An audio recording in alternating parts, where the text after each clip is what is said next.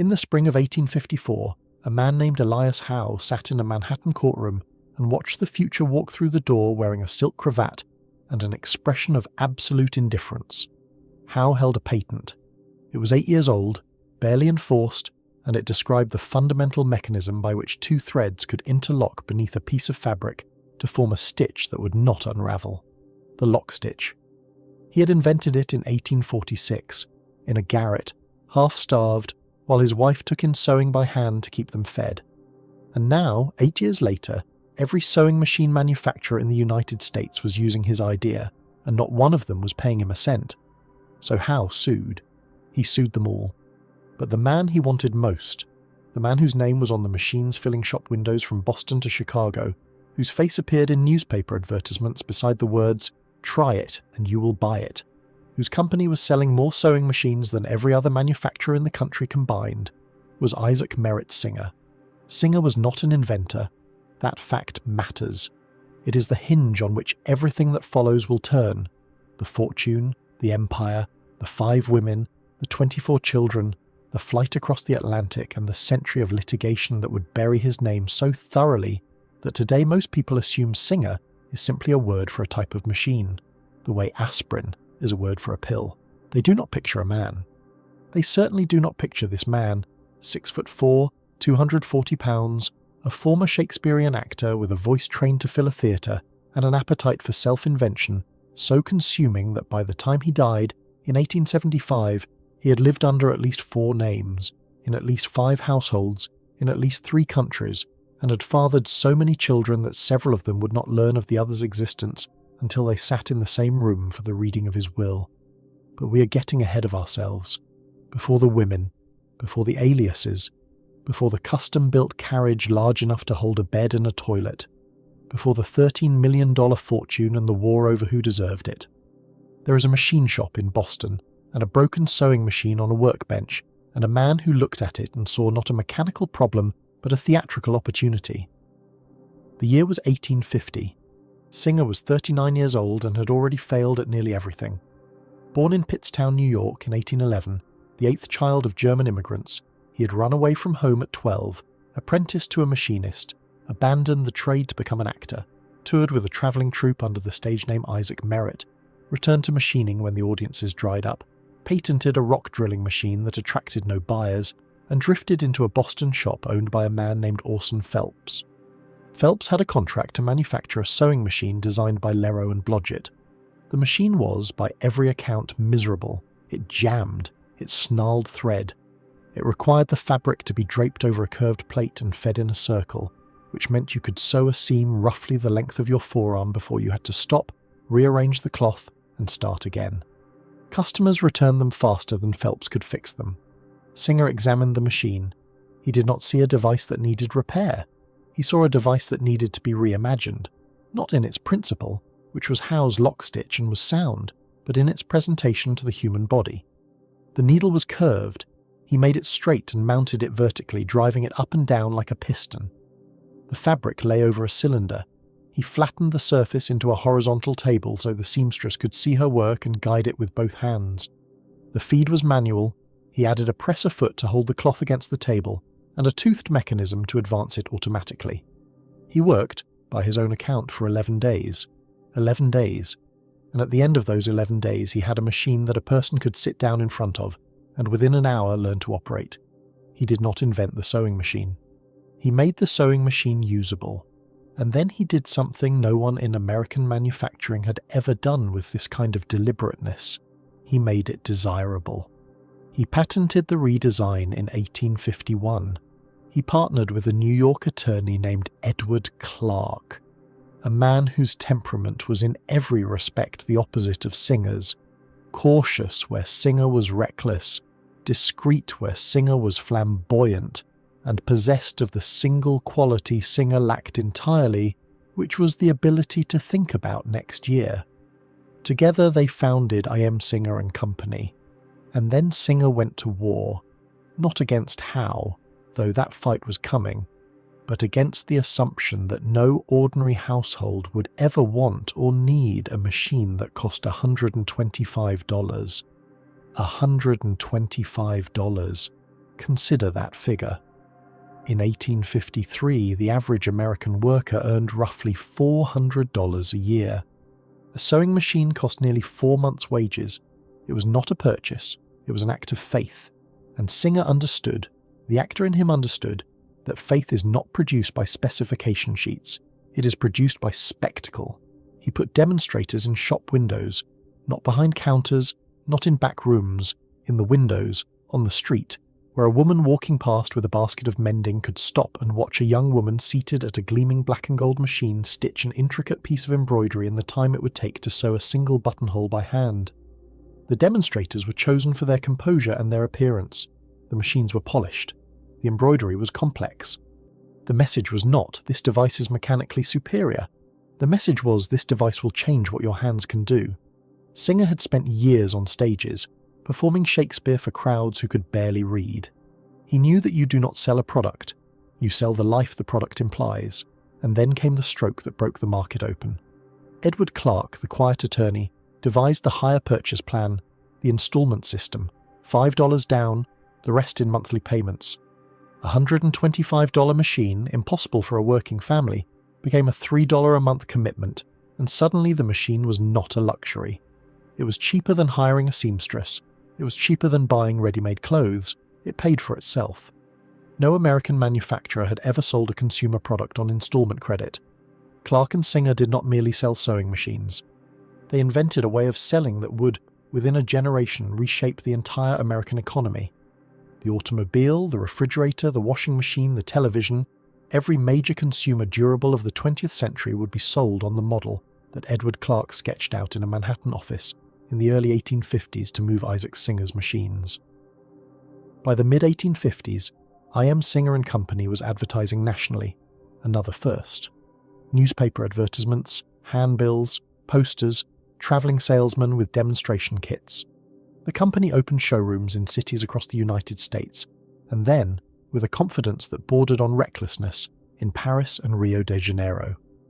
The factory on Mott Street in Lower Manhattan could not keep pace with demand. A larger facility rose in Elizabeth, New Jersey. Tens of thousands of machines a year poured out, each one stamped with the name Singer in gold letters, each one a small monument to the man who understood that the distance between a mechanical curiosity and a household necessity was not an engineering problem. It was a performance, and Isaac Singer was, above all else, a performer. That is the fact that the patent wars and the sales figures and the factory tonnage can obscure if you let them. Strip away the machines, and what remains is a man who had spent his youth on stages, who had changed his name to play a role, who understood instinctively that identity is not something you are born with, but something you construct, night after night, for whatever audience is in front of you. He had performed Shakespeare. He had performed Isaac Merritt, the itinerant actor. He had performed Isaac Singer, the inventor industrialist. And now, as the fortune grew, as the Mott Street factory hummed and the showrooms multiplied and the installment payments flowed in from 10,000 households, he began to perform his most ambitious role yet. He began to perform several men at once. The architecture of concealment was, in its way, as ingenious as the machine. By the late 1850s, Isaac Singer maintained at least 5 simultaneous households, each in a different part of New York, each funded by the sewing machine fortune, each inhabited by a woman who believed, or had been led to believe, that she occupied a primary place in his life. The first was Catherine Maria Haley. She was his legal wife. They had married in 1830 when Singer was 19 and had nothing. No patent, no fortune, no company, no fame. Catherine bore his children. And then, as the years passed and the acting career failed and the machining career began and the money started to flow, Isaac Singer simply left. Not formally, not legally. He did not divorce Catherine Haley. He did not announce a separation. He drifted. He stopped coming home. He maintained, in the technical legal sense, a wife, the way a man might maintain a storage locker, paying the minimum, visiting never, aware that it existed but unable to say precisely what was in it. Catherine Haley remained in New York. She would not receive a divorce until 1860, by which time her husband had been living with other women for the better part of 2 decades.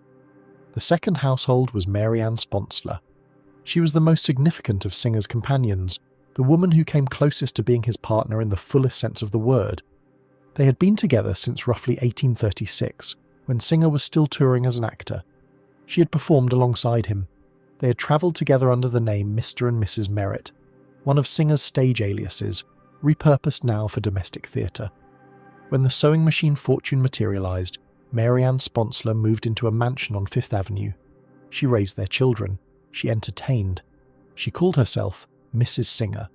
She believed, with some justification, that she was Mrs. Singer, that whatever youthful entanglement had produced Catherine Haley was ancient history, a dead letter, a discarded role from a previous act. She did not know about the others. The third was Mary McGonigal. She was younger. She had been an employee. The details of how the relationship began are murky in the way that relationships between powerful employers and young workers are always murky, which is to say, the power imbalance tells you most of what you need to know. Singer installed her in a separate residence. He visited under the name Matthews. She bore his children. She lived in a world approximately 9 blocks and an entire universe away from Mary Ann Sponsler's Fifth Avenue parlour. The fourth was Mary Eastwood Walters, another household, another set of children, another neighbourhood in Lower Manhattan, another alias, Merritt again, the old stage name, recycled like a costume pulled from a trunk. And then there was Isabel Boyer. She was 22 years old. She was French. She was, by every surviving account, strikingly beautiful. Singer met her in the early 1860s, as his empire reached its zenith and his concealment architecture began to groan under its own weight. He would marry her formally on June 13th, 1863 in New York, and on the marriage certificate he would write her name not as Isabel Boyer, but as Isabella Eugénie Somerville. One more invented name in a life that was by now composed almost entirely of invented names. A hall of mirrors in which the only fixed point was the black and gold machine stamped Singer and the river of money it produced. The logistics were staggering. Separate carriages, separate neighbourhoods. A staff who understood, without being told in terms that could be repeated in court, that Mr. Singer's domestic arrangements were not to be discussed. The custom-built carriage, that legendary vehicle, enormous, painted in bright colours, designed with compartments spacious enough to seat a small crowd of children, reportedly fitted with beds and even a toilet, was not merely an eccentricity. It was a system. It was how a man with 24 children in 5 households moved through a city without colliding with himself. The sewing machine fortune was the load-bearing wall. Remove the money and the entire structure would have collapsed instantly, not because the women would have left, though some might have, but because the distances could not have been maintained. Concealment at this scale required real estate, servants, separate accounts, separate wardrobes, separate lives. It required a man to remember at every moment which name he was using, which children he was visiting, which woman expected him for dinner. It required, in short, exactly the skills of a working actor, the ability to step into a role completely, to believe it while you were in it, to walk off stage and become someone else without carrying the previous character's gestures into the next performance. Isaac Singer had been training for this his entire life, but no performance runs forever. Every actor knows that. The question is never whether the curtain falls. The question is what brings it down. A missed cue, a failed prop, a moment when 2 characters who were never supposed to share a stage walk-on from opposite wings and find themselves staring at each other under the same light. For Isaac Singer, the curtain would fall on a public street in broad daylight in front of witnesses because of a carriage. It was a summer afternoon in 1860. The specifics of the light, the temperature, the exact hour are lost to us. The record preserves the collision, not the weather. But the geography survives, and the geography is everything. Mary Ann Sponsler was out on Fifth Avenue in the open, in the part of the city that belonged to her. This was her ground. She was Mrs. Singer here, or believed she was, and she moved through these blocks with the confidence of a woman who has spent 24 years earning a name. And then a carriage passed her. Not the great canary yellow monster with its 9 matched horses. That spectacle came later, in the European years, when Singer had money enough to be ridiculous with it. This was an ordinary carriage on an ordinary street, and inside it sat Isaac Singer. Beside him sat a woman Mary Ann had never seen, and between them, or near them, was a child. She knew instantly. Women in her position always know instantly. There is a particular arithmetic that the betrayed learn to do without being taught it, and Mary Ann Sponsler did the sum in the time it took the carriage to slow. The woman was Mary McGonigal, the one he visited under the name Matthews, the one who lived 9 blocks and an entire universe away. Except the universe had just folded. The two households, so carefully held apart by distance and discretion, and the black and gold river of sewing machine money, had drifted onto the same stretch of pavement, and there was no compartment large enough to contain what happened next. Mary Ann confronted him, in public, on the street. The performance that had run for a quarter of a century, the neighbourhoods, the aliases, the staff who understood without being told, came apart in a single scene played before whatever witnesses happened to be standing on Fifth Avenue that afternoon. And Isaac Singer, cornered, did the thing that ends dynasties. He did not smooth it over. He did not talk his way back behind the curtain. He turned violent. The accounts that followed were not whispered. They were printed. Frank Leslie's Illustrated Weekly, one of the most widely read papers in America, a publication that reached parlours in every city Singer's machines were sold in, reported on his arrest. And the detail it carried was not the detail of a philanderer. It was the detail of a beating. Singer, the paper said, had beaten Mary Ann Sponsler and their daughter Vutetti into unconsciousness. Read that again, because the age of it wants to soften it, and it should not be softened. He beat his partner of 24 years and their own daughter until they lost consciousness. The man who sold America the machine that lightened the labour of its wives and mothers, the man whose advertising showed the serene domestic interior redeemed by his invention, had built 5 of those interiors and terrorised the women inside at least one of them. The scandal did not run for a day, it ran for weeks.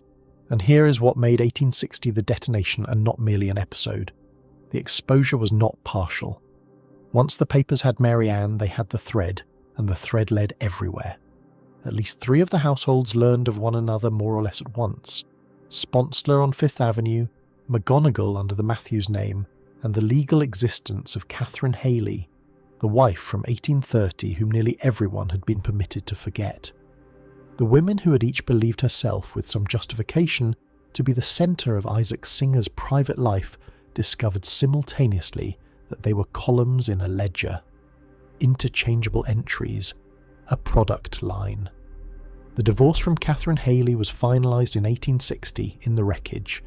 The legal machinery ground forward, and Isaac Singer, 49 years old, one of the wealthiest self-made men in the United States, did the only thing left to a performer whose theatre has burned down. He fled the country. He sailed for Europe in late 1860, and he did not sail as Isaac Merritt Singer, sewing machine king, defendant, wife-beater. He sailed under a new name, J.W. Simmons, because of course he did, because the alias was the reflex of his entire adult life, the muscle memory of a man who had never once in 5 decades been comfortable being only one person. He crossed the Atlantic and he began, immediately, to construct the final and grandest role of his career, the American aristocrat. He took Isabelle Boyer with him, the 22-year-old Frenchwoman, the future Isabella Eugénie Somerville, whom he would formally marry in 1863, and he set about spending the sewing machine fortune on a version of himself that no one in Pittstown, New York, no one in Orson Phelps' Boston machine shop, no one who had watched him haul props across a stage as a struggling actor could ever have imagined. He wandered, Paris, then England, and finally he came to rest in Paynton, on the Devon coast, a quiet seaside town facing the English Channel, and there he began to build. The house was called the Wigwam. It is an absurd name, and it was an absurd house. 115 rooms, a palazzo raised on the profits of American domestic labour, designed to announce that the man inside was landed gentry, old money, a person of consequence whose fortune had always existed and had never smelled of trade or scandal or the sewing needle. It later took the name Oldway Mansion, and it stands to this day, which matters enormously, because the Wigwam is the physical proof of the great rebranding. 115 rooms of self-invention, the final costume built in stone, and he was not done fathering children. With Isabelle Boyer he had 6 more, 6 additions to a family that already contained, by the most careful counts, at least 24 sons and daughters across 5 households under 4 names. He lived out his last years in his Devon palazzo as a country gentleman, the American scandal an ocean and an alias behind him, and on the coast of England in 1875 Isaac Merritt Singer died. He left an estate of roughly $13 million, more than $300 million in today's money. And he left something else, something he had been assembling his entire life without ever intending to, a device more intricate than any machine he ever patented. He left a bomb. The will had been drawn up in 1870, and it survived every subsequent attempt to break it, which is its own kind of dark achievement. The compartmentalizer's compartments held even in death. He divided his fortune into 60 equal parts. 60. Consider that number without rounding past it. A man dividing his life's earnings into 60ths, because that was the arithmetic required to portion out an estate among the children of 5 women. The parts were not distributed evenly. Isabel Boyer and her children, the final legitimate aristocratic family, the family of the wigwam, received the largest shares. Others received less. Some received almost nothing. One son had, during the divorce, stood by his mother. He had taken her side against his father in the collapse of 1860, had chosen the beaten woman over the wealthy man. For that loyalty, Isaac Singer left him $500 out of 13 million. 500. The number is so small against the size of the fortune that it stops functioning as an inheritance and starts functioning as a message, a final line of dialogue delivered from beyond the grave to a son whose only crime was decency. It was not neglect. Neglect would have forgotten him. This remembered him precisely and punished him for it. And then the will was read, and the survivors of Isaac Singer's separate lives finally stood, if not in the same room, then within reach of the same document, and the war began. It ran for decades. It crossed oceans. Claimants pressed their cases in the courts of New York, of England, of France. 3 legal systems dragged into the untangling of one man's deliberate confusion. And the strangest, most wrenching feature of the litigation was this. Some of the people fighting over Isaac Singer's fortune had grown up not knowing Isaac Singer's real name. They had been raised as the children of Mr. Matthews, or Mr. Merritt, the recycled stage name, never told that the man who visited their household under a false identity was the sewing machine magnate whose name was stamped on half the machines in the Western world. They learned who their father was, in some cases, only when there was money to claim. Imagine discovering your own paternity from a probate filing. Imagine learning your name is not your name, and never was, from a lawyer. The contemporary press, which had feasted on the man in life, feasted again in death. One report caught the whole grotesque tally in a single sentence, that when the old sinner died, he left behind 1 wife and 2 ex-wives of the legitimate variety, and Lord knows how many more of the brevet variety. The brevet variety. It is a soldier's word, a term for a rank held by courtesy without the pay to match, and the writer knew exactly what he was doing with it. The women who had believed themselves Mrs. Singer were being told, in print, that their standing had always been provisional. The money fanned out into the world in wildly unequal streams.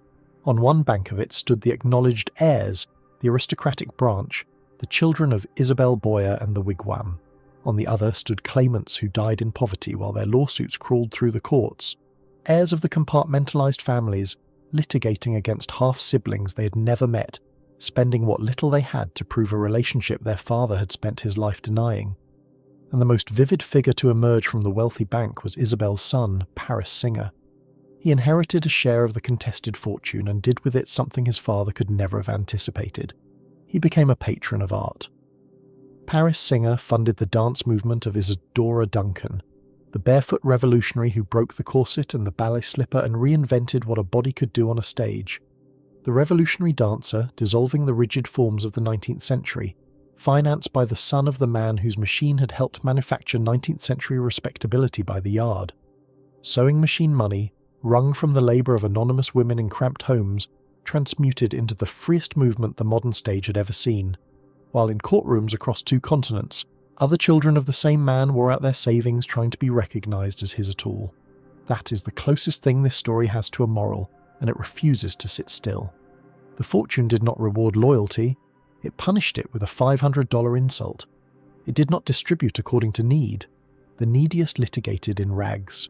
It flowed toward the branch he had chosen to legitimize at the end, the family he wore like his finest costume, and it lifted one of them high enough to underwrite genius. The company outlived all of it. The Singer Manufacturing Company went on, and on, and on. Machines in Elizabeth, New Jersey, and Scotland, in factories across the world, the black and gold names stamped on tens of millions of them, sitting in parlours and back rooms and tenements on every inhabited continent. For most of the 20th century, Singer was less a name than a fact of domestic life, as ambient as running water. Ask anyone what a singer was and they could tell you. Ask them who Singer was and the room went quiet. Because that is the final compartmentalization, and it is the one Isaac Merritt Singer never engineered and never could have.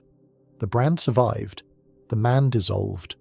The person who invented himself over and over, Isaac Merritt the actor, J.W. Simmons the fugitive, Mr. Matthews and Mr. Merritt the phantom husbands, the American aristocrat of Devon, achieved in death the total anonymity he spent his life half performing and half fleeing. He became a genealogical footnote to his own product. The name endured everywhere and meant nothing. It pointed to a machine, not a man. And there is a terrible fitness to that, because it is exactly how he treated the people who carried his blood. He built family the way he built product, replicable, interchangeable, held in separate compartments, moved through the world in a vehicle designed so the lines would never cross. He fathered at least 24 children and gave many of them false names, the way a manufacturer stamps different labels on the same casting.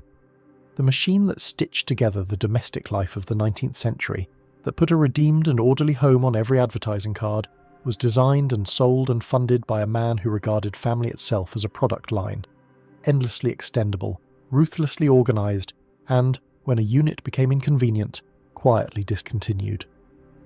The wigwam still stands in Paynton, 115 rooms facing the sea, empty of the man who built it to prove he was someone he was not.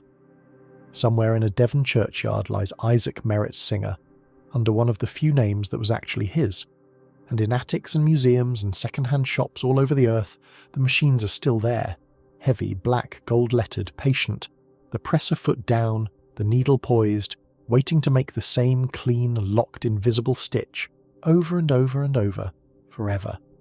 He would have understood the machines better than the children. He always did.